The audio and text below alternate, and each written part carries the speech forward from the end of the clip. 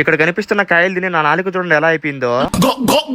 ఇంకా మ్యాటర్ ఏంటంటే నేను ఈతకాయలకు వెళ్దామని చెప్పి కొన్ని రోజుల నుంచి అనుకుంటున్నా, కానీ వెళ్ళడానికి ఎవరూ వెళ్ళలేకపోయా. మొత్తానికి మొన్న ఉగాది పండుగ రోజు మా అత్త వాళ్ళు మా ఇంటికి వచ్చారు. ఇంకా ఆ రోజు నేను మా చిన్న బామర్ది గారు కలిసి ఈతకాయలకైతే వెళ్ళాము. మేము అలా వెళ్తూ ఉంటే మాకు దారిలో ఈ పందిరైతే కనిపించింది. దీన్ని ఎవరు చేశారో గానీ సార్ పేరు చెప్పండి. ఎందుకంటే ఫ్యూచర్ లో మన దగ్గర ఎలాగో అంత బడ్జెట్ ఉండదు కాబట్టి నాకు నా వైఫ్ కి తక్కువ బడ్జెట్ ఇలాంటిది ఒకటి చెప్పి మనం అడుగుదామని.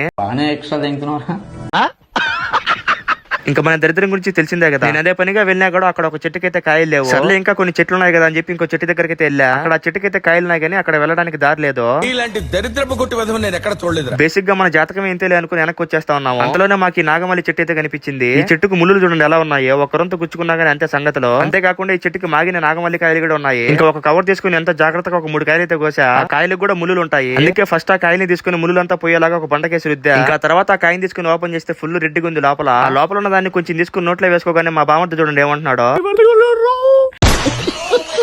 ఇంకా వాడి గురించి పక్కన పెడితే టేస్ట్ మాత్రం తీగా పుల్లగా చాలా బాగుంది. ఈ కాయని మీ సైడ్ ఏమంటారు ఒకసారి కామెంట్ చేసేయండి. ఇంకా మా చిన్న బామర్ది గాని తినమంటే వాడు ఏమంటారు మీరేమనండి. వద్దురా, నాకు ప్రాణాల మీద ఆశ ఉన్నది. మండి హాస్టల్కి వెళ్ళాలి. ఏం చెయ్యి తింటే ఏం కాదు. వద్దు మామ, నువ్వు తినరా. ఏం కాదురా, నేచురల్ ఫ్రూట్ రా. నువ్వు తిన్ను బలంగా ఉంటే మీ బాగున్నట్టు మామ. ఓయమ్మా చానా రే చిన్న సెకల్ లేవురా నీలో. తర్వాత ఎలాగోలాగా తినిపించాలే గానీ మీరు మాత్రం ఇలాంటి వీడియోస్ కోసం మన ఛానల్ ఇప్పుడు సబ్స్క్రైబ్ అండి, ఫాలో చేసుకోండి మామ.